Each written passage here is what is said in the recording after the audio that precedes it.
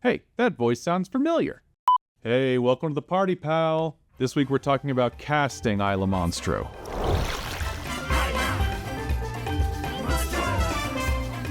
Originally our plan was to make this movie with a bunch of friends on the weekends, voicing characters. But then what ended up happening is my manager, Mike DeTrana, is actually good friends with Will Friedle. And he was talking to Will about us making this movie, and then Will Friedle was like, hey, that sounds really cool, like I'd be involved with that. And then all of a sudden it kind of started snowballing because it was then like, well, who else do you want? Who else do we know? Who else can we get? So when it comes to casting, there's kind of two different ways I look at it. One is getting the right actor for the right role and the right performance. And the other is bringing on an actor that can help benefit the movie. Maybe they have a larger fan base, or they have a bigger name in the industry, or they have access to distributors. And with this movie, we did all of the above. When making any movie with name talent, you're probably going to have to go union no matter what. So luckily with this one, we ended up going SAG New Media. SAG New Media is a classification of a project that will not go to theaters and is intended for streaming. When we started casting the name actors, Mike DeTrana was incredibly helpful with that. He handled a lot of those negotiations. So what we would do is we would get a list of talent that we wanted. We would go on IMDb Pro, find their direct manager, agent's contact information, and then reach out with an offer. We would say, we have this much money for this role, for this type of movie. And then they would come back with a yes or no. A lot of the voiceover actors were yeses. I mean, almost all of them. We got really quick responses. Dealing with the movie actors was different. A lot more movie actors were more hesitant, took a couple months sometimes to try to get responses. It wasn't exactly the same.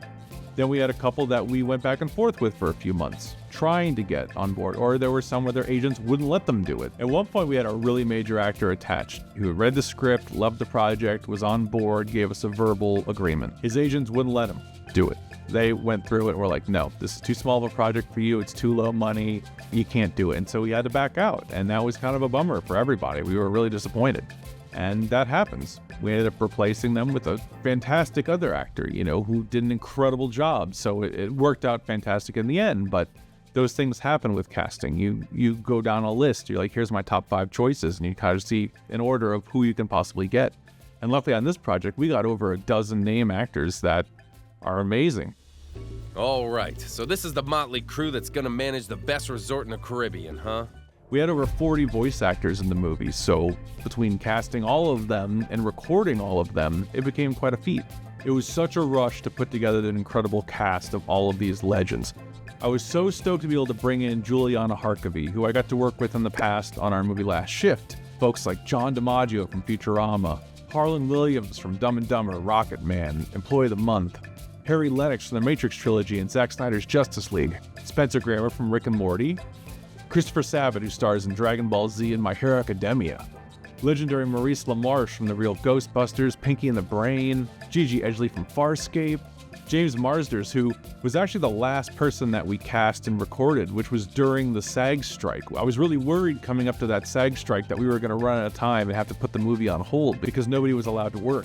Oh my God, I still don't believe it. I've heard the list of actors and I'm like, that's not a thing. That's not a thing I get to do. And now I get to do it. And it's very exciting. It shines a light back on the fact that don't worry about what you don't think is possible.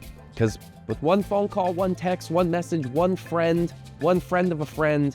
And just a ton more. How many mutants are there? So when you're doing a vocal recording, a SAG day is 4 hours. And in fact, the only actor that we had that went over 4 hours was James, was number 1. So he had a lot more dialogue than anybody else. James and I literally started by building a little studio fort in his podcast studio and recording his parts. This was acting into a microphone, which was a challenge in the sense of I'm very physical. I'm moving this. Now I'm aware that I'm doing this, but in the booth, I had to be careful. Like the amount of times I punched the mic stand or hit my iPad or I had to kind of tone it down while still finding the physicalness to get it across. And at one point, we had to take more breaks than I thought we were gonna have to because my throat was hurting because we're yelling and shouting and whispering and doing things and saying a line 8 times just to try to find that exact pacing. And I liked it though. It made me realize I could do this. This is fun. I have a crazy idea. So after being in live action for 20 years, I have to say I completely fell in love with directing voice actors in a booth. I'm a huge fan of a lot of these actors too, which made it fantastic that we could get them on board. Directing in a booth is so much easier than being on set, so much less to worry about, so many less variables, and you can really focus on every single element of that performance. You don't have to worry about if their makeup is right, if there's continuity errors, like how their wardrobe is, and for the actors, it also makes it a lot easier. They don't have to memorize lines, they don't have to get wardrobe, makeup, or any of that kind of stuff. They can show up in sweats. Let me remove these trousers. As we started getting bigger names attached, then we moved on to other studios, though we had some of our actors use home studios. We had multiple talent that were out of state that I had to Zoom direct with and record through the internet, but it made it a lot easier because then we had access to more talent that didn't have to be local. They always say you should never work with your friends, which I think is total BS. I love my friends, and I've got some awesome, incredibly talented friends.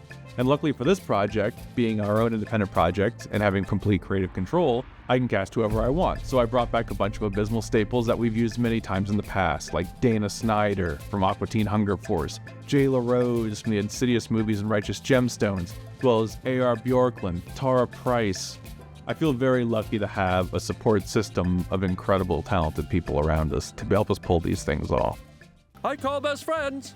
So casting and recording took us a total of about 8 months from start to finish.